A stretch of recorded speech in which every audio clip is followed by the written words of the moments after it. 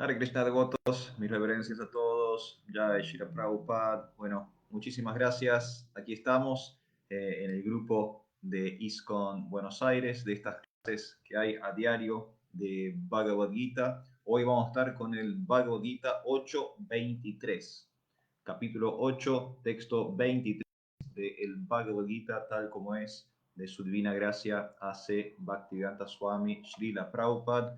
Para aquellos que no me conocen, mi nombre es Arjuna Saka Das. Yo les estoy hablando desde Mar del Plata, desde la República Argentina.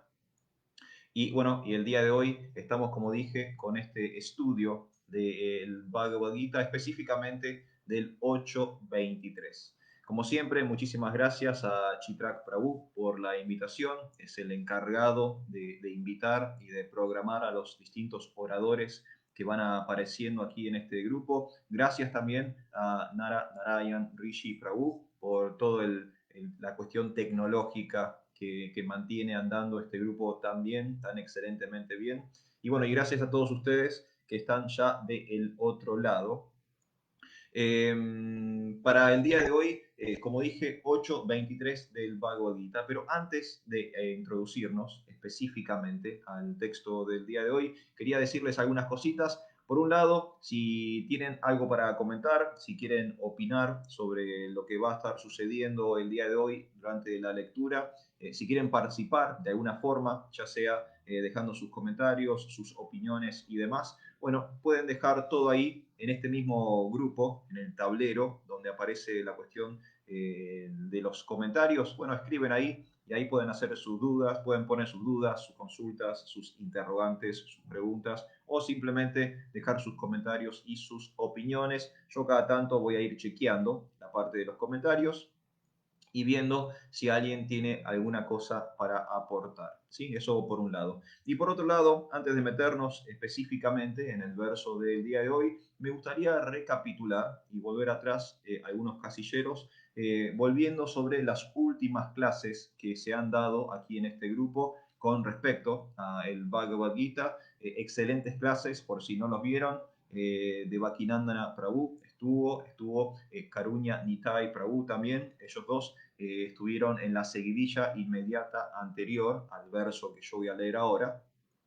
Pueden ver todo ese material en este mismo grupo, en este grupo de clases en vivo de ISKCON Buenos Aires, y también pueden ver todo el material en un canal de YouTube llamado Comunidad Vaishnava. Así que tanto pueden seguirlo por aquí como también lo pueden seguir por YouTube.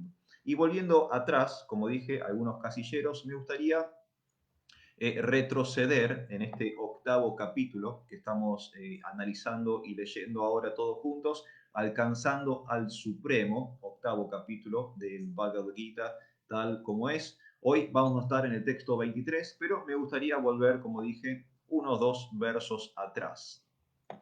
En el texto 20 se empieza a hablar sobre algo interesante en la conversación entre Krishna y Arjuna, en la cuestión de lo que es la naturaleza o la realidad que nos envuelve, tanto la naturaleza o la realidad material, como también la naturaleza o la realidad espiritual.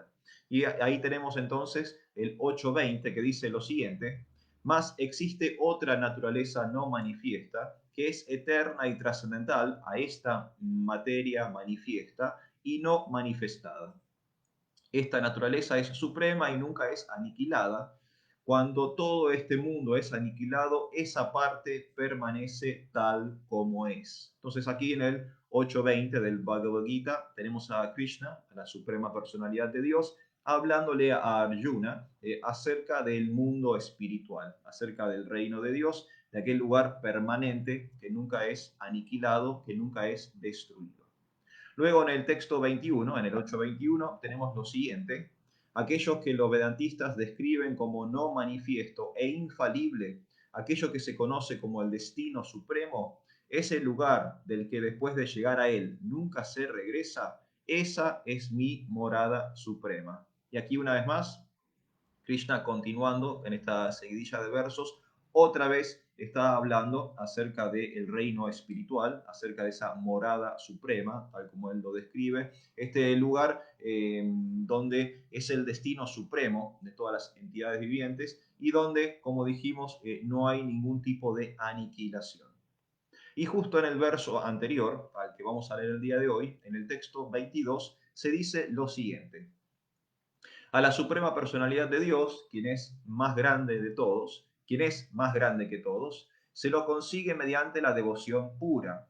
Aunque Él se encuentra en su morada, es omnipresente y todo está situado dentro de Él. ¿Sí? Este es el último verso que se leyó, el texto número 22. A la suprema personalidad de Dios, quien es más grande que todos, se lo consigue mediante la devoción pura. Aunque Él se encuentra en su morada, es omnipresente y todo está situado dentro de Él. Y acá, bueno, un agregado interesante, no solamente se está hablando sobre la morada de Dios, ¿sí? El reino de Dios, acerca de Vaikunta, ¿sí? Del plano espiritual de existencia, sino que también se habla de algunas cosas interesantes, como por ejemplo cómo alcanzar ese estado de conciencia o cómo alcanzar ese lugar espiritual. Bueno, se obtiene mediante la devoción pura, dice Krishna. Y otra cosa interesante y es que aunque Dios siempre se encuentra en su morada espiritual, Él al mismo tiempo, por ser omnipresente, está ubicado o situado en todas partes de la creación. Entonces hasta ahí un pequeño resumen de lo que se venía hablando. Básicamente se está hablando acerca del mundo espiritual, acerca del reino de Dios.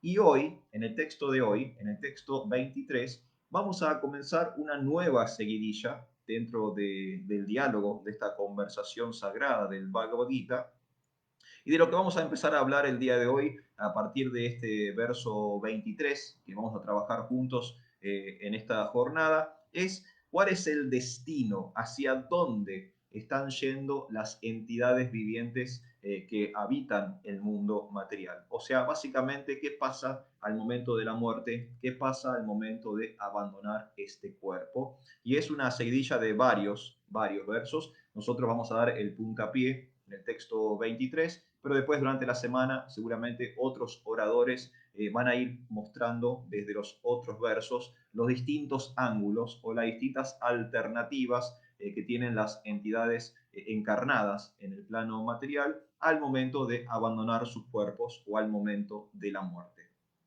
Así que ahí hecho el resumen, vamos a comenzar entonces y antes de la lectura del día de hoy vamos a hacer una pequeña invocación. Todos ustedes pueden participar conmigo. Voy a recitar un pequeño mantra y luego, a partir de ese momento, empezamos con la lectura del 8.23 del Bhagavad Gita tal como es. Om Namo Bhagavate Vasudevaya. Om Namo Bhagavate Vasudevaya. Om Namo Bhagavate Vasudevaya. Muy bien, entonces comenzamos con la lectura. Recuerden que durante lo que reste de la charla del día de hoy, si quieren participar de algún modo, aunque estemos a la distancia, tienen el tablero aquí con la sección de los comentarios y ahí pueden escribir sus dudas, sus preguntas, sus opiniones, sus sugerencias. Mientras estemos en vivo, voy a ir chequeando y si se puede, vamos a ir respondiendo.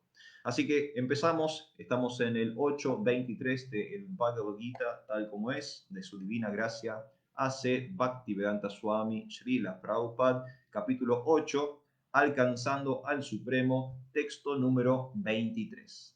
Voy a leer primero el sánscrito, luego la traducción y al final el comentario o el significado que tiene este verso. Arrancamos por el lado del sánscrito. 8.23 del Bhagavad Gita dice lo siguiente: Yatra kale tu anadvritim avritim chaiva yogina prayata yanti tam kalam yakshami bharat sahava. Hay entonces el sánscrito del 8.23 del Bhagavad Gita. La traducción al castellano dice lo siguiente: Oh tú, el mejor de los Bharatas, ahora te voy a explicar los diferentes momentos en que, cuando el yogi se va de este mundo, regresa a él o no regresa. Leo de nuevo la traducción. Oh tú, el mejor de los Bharatas, ahora te voy a explicar los diferentes momentos en que, cuando el yogi se va de este mundo, regresa a él o no regresa. Significado dado por su divina gracia A.C. Bhaktivedanta Swami Srila Prabhupada.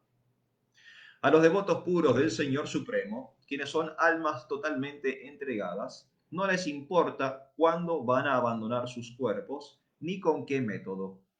Ellos dejan todo en manos de Krishna y de ese modo regresan a Dios fácil y felizmente. Pero aquellos que no son devotos puros y que dependen más bien de métodos de iluminación espirituales, tales como el Karma Yoga, el Jnana Yoga y el Hatha Yoga, deben abandonar el cuerpo en un momento adecuado y así estar seguros que si van o no a regresar al mundo del nacimiento y la muerte. Si el yogi es perfecto, puede elegir el momento y la situación en que quiere encontrarse al irse de este mundo material. Pero si no es tan perfecto, su éxito depende entonces de que accidentalmente se vaya a un determinado momento que sea adecuado.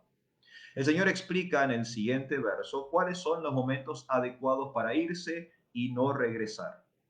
Según el Acharya Baladeva Vidyabhushan, la palabra sánscrita kala que se usa aquí se refiere a la deidad regente del tiempo. Entonces ahí tenemos el comentario, significado de Srila Prabhupada, cortito, si quieren lo vamos a leer una vez más. A los devotos puros del Señor Supremo, quienes son almas totalmente entregadas, no les importa cuándo van a abandonar sus cuerpos ni con qué método.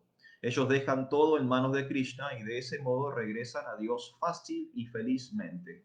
Pero aquellos que no son devotos puros y que dependen más bien de métodos de iluminación espiritual, tales como el Karma Yoga, el Jnana Yoga y el Hatha Yoga, deben abandonar el cuerpo en un momento adecuado y así estar seguros de si van o no a regresar al mundo del nacimiento o la muerte. Si el yogi es perfecto, puede elegir el momento y la situación en que quiere encontrarse al irse de este mundo material. Pero si no es tan perfecto, su éxito depende entonces de que accidentalmente se vaya en un determinado momento que sea adecuado. El Señor explica en el siguiente verso cuáles son los momentos adecuados para irse y no regresar. Según el Acharya Baladeva Vidyabhushan, la palabra sánscrita kala que se usa aquí se refiere a la deidad regente del tiempo. Jai Shri Prabhupada Ki Jai. Muy bien, entonces ahí hemos tenido la lectura del día de hoy. Bhagavad Gita 8.23, traducción y significado. Y si ustedes me permiten, vamos a hablar un poquito respecto a el desglose que podemos hacer juntos, si ustedes me acompañan, sobre este verso del día de hoy. Vamos primero a la traducción o al verso propiamente dicho. Ahora te voy a explicar los diferentes momentos en que, cuando el yogi se va de este mundo, regresa a él o no regresa. Bueno, como dije al comienzo, está arrancando acá en esta sección toda una seguidilla de versos que va a hablar acerca de la partida de este mundo o el momento de la muerte y cómo las personas, las distintas entidades vivientes, van llegando a distintos destinos, ¿sí? De acuerdo al momento en que parten del mundo. Entonces, es básicamente lo que Krishna le está explicando a Arjuna y es el puntapié inicial de lo que van a hablar en este momento de la conversación. En el significado, Srila Prabhupada hace algo interesante y es que subdivide estas partidas o estos momentos de la muerte básicamente en tres categorías. El momento de la muerte de un devoto, el momento de la muerte de un yogi perfecto y el momento de la muerte de un yogi imperfecto. ¿Sí? Eso es básicamente, son las tres categorías o los tres grupos de personas de los que habla Srila Prabhupada en su comentario o en su significado. Primero, el devoto. Prabhupada habla, por supuesto, del devoto puro del Señor. El devoto puro del Señor no tiene ningún temor a la muerte. varias razones por las cuales no hay que temer a la muerte si uno está encaminado en un sendero espiritual. Primer punto es que, o sea, literalmente, o sea, en sí mismo, per se, la muerte no existe. Lo que sí existe es la transformación o el cambio de los cuerpos o las formas. Pero lo que somos en realidad, el alma espiritual, la chispa divina, Atma, Jiva, el espíritu, eso es Sat, es inmortal, es eterno. Por lo tanto, como explica Krishna en el capítulo número 2 del Bhagavad Gita, no tiene un punto de origen, no tiene un momento de nacimiento y tampoco tiene un punto final, no tiene un momento de muerte. El alma es eterna, es inmortal. Siempre existió, siempre va a existir. Entonces el espiritualista simplemente comprende que la muerte es un cambio de forma, es una transformación de cuerpos, ¿sí? No tiene que ver con la aniquilación del ser. La aniquilación del ser para el Bhakti Yoga no existe, porque el ser no puede ser aniquilado bajo ningún punto de vista. Ya hemos hablado de esto recién, cuando mencionábamos los versos anteriores, y Krishna explicaba que el reino de Dios, Vaikunta, el plano espiritual, no puede ser aniquilado. Nosotros, por ser de la misma sustancia espiritual, tampoco podemos ser aniquilados. Entonces, buena noticia, la muerte no existe.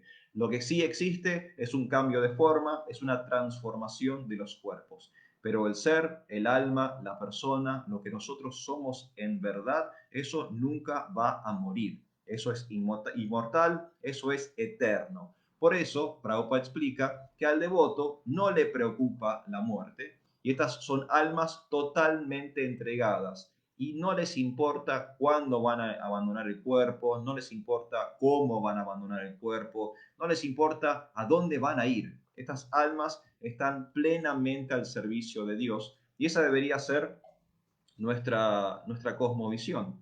En la medida que vayamos avanzando en nuestra vida espiritual, en la medida que vayamos madurando en nuestro servicio devocional, nosotros tenemos que empezar a no preocuparnos más por la muerte, no preocuparnos más por cuál es el destino hacia dónde vamos a ir, porque tenemos que estar plenamente ocupados en nuestro servicio.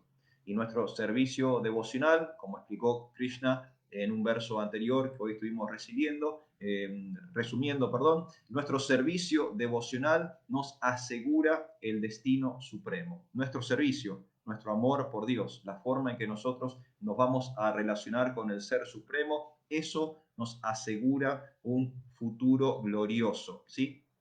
Y nada más. Nuestro servicio devocional, nuestra devoción pura. Es eso lo que nosotros tenemos que ir trabajando como devotos. Y no preocuparnos tanto por los detalles, como explica Prabhupada en su comentario. No tanto preocuparse por cuándo, dónde, cómo. Simplemente hacer el mejor servicio que podamos y estar seguros, confiados de que ese servicio nos va a llevar de vuelta al reino de Dios. Fíjense que Prabhupada dice, ellos dejan todos todo en mano de Krishna y de ese modo regresan a Dios fácil y felizmente. Fácil y felizmente es la forma de regresar a Dios del devoto puro, como Srila Prabhupada explica aquí. Y atención, acá vienen las salvedades. Pero aquellos que no son devotos puros y que dependen más bien de métodos de iluminación espiritual tales como el karma yoga, el dhyana yoga y el hatha yoga, deben abandonar el cuerpo en un momento adecuado y así estar seguros que si van o no a regresar al mundo del nacimiento y la muerte. Entonces, primera categoría es el devoto, específicamente el devoto puro. Ellos no tienen problemas con la muerte. Primero porque no consideran que la muerte exista, porque el ser nunca es aniquilado, el alma es eterna e inmortal. Y segundo, porque en el cambio, en el proceso de abandonar este cuerpo e ir hacia un nuevo destino, ellos saben que tienen el destino supremo asegurado. ¿Por qué? Por su devoción. ¿Por qué? Por su servicio. Entonces el devoto puro, no se preocupa respecto a la muerte. Pero acá aparece otra categoría de persona, la persona que ya no es un devoto puro. Personas que están involucrados en otros tipos de yoga que no son el bhakti, Prabhupada los menciona, los enumera: karma yoga, jnana yoga, hatha yoga. Para estas personas que no están en el servicio devocional, que no están en el amor o en la devoción por Dios, es muy importante todos los detalles. Es porque es pura forma, no hay contenido. Nosotros, los Bhakti Yogis, vamos más por el lado del contenido. Y las formas pueden variar, de hecho pueden variar enormemente, pero no nos preocupan las variaciones de las formas, estamos más apuntados hacia la esencia. Pero otras personas no, otras personas eligen otros caminos, otros yogas, otros tipos de relacionamiento con Dios, ya sea karma, a través de las acciones, jnana, a través del intelecto, hatha, a través del cuerpo o de la meditación. Y para estas personas, abandonar el cuerpo en un momento adecuado es muy, muy importante. Se explica aquí en el Bhagavad Gita, en los versos que van a venir a continuación, lo van a ir viendo durante la semana con otros oradores que les van a ir explicando las distintas alternativas, las distintas formas en que un yogi puede abandonar o debe abandonar el mundo material. Y también se explica en los Yoga Sutras de Patanjali, ¿sí? Entonces, personas que no son tan espirituales, personas que están más por el lado de las acciones, por el lado del razonamiento y por el lado del cuerpo y la mente físicas, bueno, entonces ellos sí se preocupan mucho por el momento adecuado en abandonar el mundo y de esa forma asegurarse no regresar a este plano de nacimiento y muerte. Entonces tenemos el devoto por un lado, todo bien, él regresa fácil y felizmente al reino de Dios. Y por otro lado tenemos a los yogis, y los yogis ya requieren de técnicas, de métodos, requieren de algún ser en particular para poder hacer su viaje hacia el nuevo destino. Y estos yogis se dividen en dos, según Srila Prabhupada en este comentario: el yogi perfecto y el yogi imperfecto. Si el yogi es perfecto, puede elegir el momento y la situación en la que quiere encontrarse al irse de este mundo material. Y esto es un siddhi, esto es un vibhuti, esto es uno de los poderes, de las facultades extraordinarias que otorga la práctica del yoga material o el yoga físico. Patanjali lo explica en el tercer capítulo de sus Yoga Sutras, en el Vibhuti Pada. Hay una enumeración de todos los poderes, todas las habilidades, todas las facultades extraordinarias que un yogi va adquiriendo a lo largo de la vida y a lo largo de su práctica. Y bueno, y aquí Prabhupada menciona, ¿no? Elegir el momento perfecto de la muerte, elegir el momento ideal en que una persona quiere abandonar el planeta.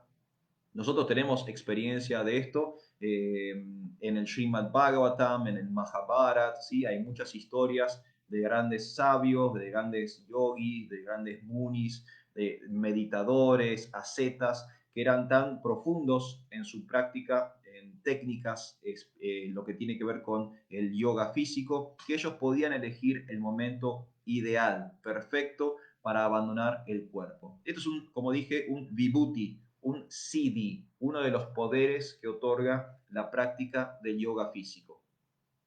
Pero si el yogi no es tan perfecto, su éxito depende entonces de que accidentalmente se vaya en un determinado momento que sea adecuado.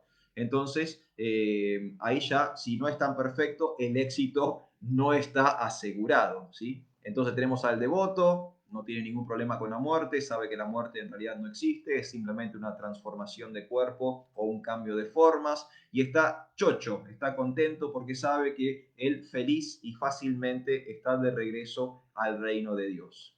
Pero fuera de la categoría del devoto están los yogis, que van a esforzarse muchísimo por este adelanto material, en obtener un mejor cuerpo, en nacer en algún planeta celestial, en aparecer nuevamente en el mundo material, pero en situaciones, digamos, más provechosas o benéficas desde justamente lo material. Y para estas personas se requiere mucha técnica, se requieren distintos métodos y no es tan sencillo, ya no es tan fácil el movimiento, el movimiento de pase de un cuerpo a otro. Si es perfecto, el yogi tiene sus vibhutis, tiene sus siddhis, él puede elegir el momento exacto. Si no es perfecto, entonces, como dijimos antes, el éxito no está asegurado y es casi de carambola que el yogi llega hacia otro lugar. ¿Y cuáles son las opciones? Bueno, como dice Prabhupada en el verso, el Señor explica en el siguiente verso cuáles son los momentos adecuados para irse y no regresar. Así que los dejo a todos colgados para escuchar el verso del día de mañana, el 8:24, donde Krishna va a explicar, empezar a recitar, empezar a explicar a Arjuna justamente cuáles son los momentos materiales ideales para abandonar el cuerpo. Pequeño spoiler para la semana, tiene que ver con lo astrológico, tiene que ver con lo auspicioso del día, la quincena de la luna creciente, tiene que ver con el tránsito del sol por el hemisferio del norte, sí, tiene que ver con situaciones astrológicas. Pero todo eso es para quien no practica Bhakti Yoga. Si ustedes están viendo esta charla, si están metidos en este grupo de ISKCON Buenos Aires, es porque de algún modo u otro están intentando el camino de la devoción. Si están intentando el camino de la devoción, entonces olvídense del karma, olvídense de la astrología, olvídense de todas estas cuestiones y simplemente dedíquense al servicio devocional desinteresado, amoroso a la suprema personalidad de Dios. Hagan todo el servicio que puedan, de la mayor calidad que puedan, y despreocúpense del momento de la muerte, porque si ustedes hacen yoga, si hacen vínculos, si establecen una relación profunda, estrecha, íntima con el Señor, entonces al momento de la muerte, como explica Srila Prabhupada, se van feliz y fácilmente de regreso al mundo espiritual. Así que hasta ahí hemos llegado con el verso del día de hoy. Leo todo una vez más, como para que ya quede sobre el final. 8:23 del Bhagavad Gita. Oh tú, el mejor de los Bharatas, ahora te voy a explicar los diferentes momentos en que cuando el yogi se va de este mundo, regresa a él o no regresa. Y el significado de Srila Prabhupada dice: a los devotos puros del Señor Supremo, quienes son almas totalmente entregadas, no les importa cuándo van a abandonar sus cuerpos ni con qué método. Ellos dejan todo en manos de Krishna y de ese modo regresan a Dios fácil y felizmente. Pero aquellos que no son devotos puros y que dependen más bien de métodos de iluminación espiritual, tales como el Karma Yoga, el Jnana Yoga y el Hatha Yoga, deben abandonar el cuerpo en un momento adecuado y así estar seguros de si van o no a regresar al mundo del nacimiento y la muerte. Si el yogi es perfecto, puede elegir el momento y la situación en que quiere encontrarse al irse de este mundo material.